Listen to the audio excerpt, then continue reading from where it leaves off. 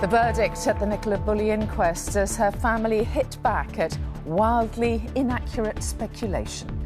The coroner concluded Nikki had died by accidental drowning after falling into the River Wire last January. The family's lawyer said that they had endured torment online. Well, Nikki's disappearance sparked a social media frenzy. Now the case is closed and the family want to grieve in peace. Also tonight. Pandemic plans were completely wrong. Matt Hancock offers apologies at the COVID inquiry. Racist, sexist, elitist. A damning report reveals discrimination at the heart of cricket. Denying their profiteers. Supermarket bosses tell MPs they're doing their best to cut food prices.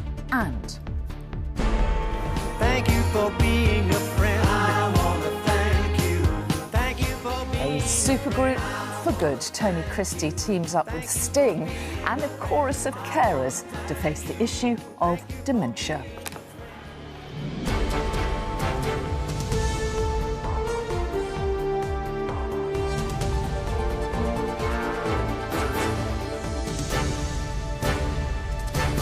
This is the ITV Evening News with Mary Nightingale.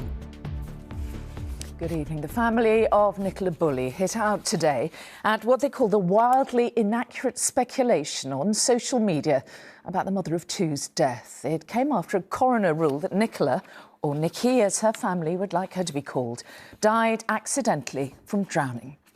Outside the inquest, the family's lawyer said negative messages about the case had been upsetting and urged people to look at the facts instead. Nikki disappeared as she walked her dog near the River Wire in Lancashire in January. Her body was found 3 weeks later.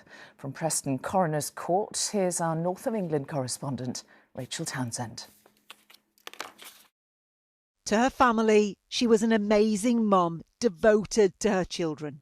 But a routine dog walk after the school drop led Nikki Bulley to her death. The coroner today ruled that whatever happened to her was an accident. Nikki's family gave their reaction through their legal team. The emotional impact will stay long in our hearts, and whilst we'll never forget the loss of our Nikki, we will forever remember her as the brilliant mum, partner, daughter and sister that we all knew and loved so very much. Exactly how Nikki disappeared from this river path in Lancashire remains a mystery that attracted hurtful conspiracy theories aimed at Nikki's family. We encourage people to look at the facts, to ignore any amateur views and opinions, and be mindful of the impact words bring. The fierce speculation surrounding this case has been extraordinary, generated by a very ordinary morning routine back in January. Nikki left home just before 8:30 to drop her two daughters at school.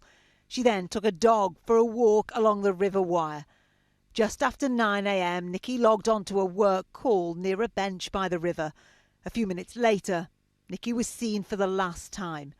At 9:20, her phone remained logged on after the work call ended.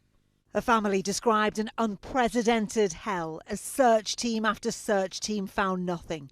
It was over 3 weeks before Nikki's body was discovered a 1.5 miles downstream. This police footage shows the route Nikki's body would have taken. The water would have been almost freezing.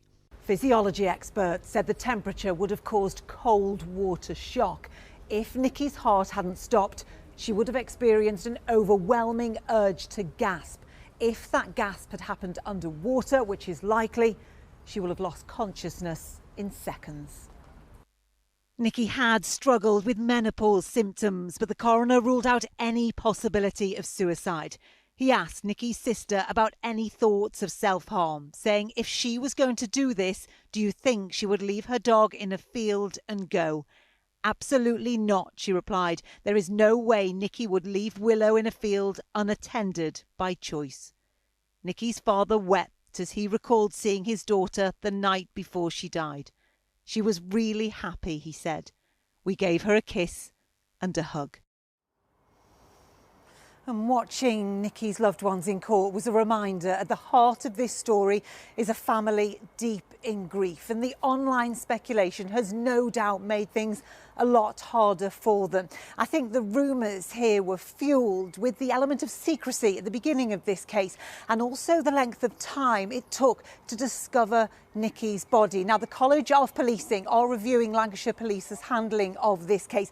They will look at their operational response, the communication they made with the media, the public and Nicky's family, and also the disclosure of Nicky's sensitive personal information. They will publish their findings in the autumn. Townsend in Preston, thank you.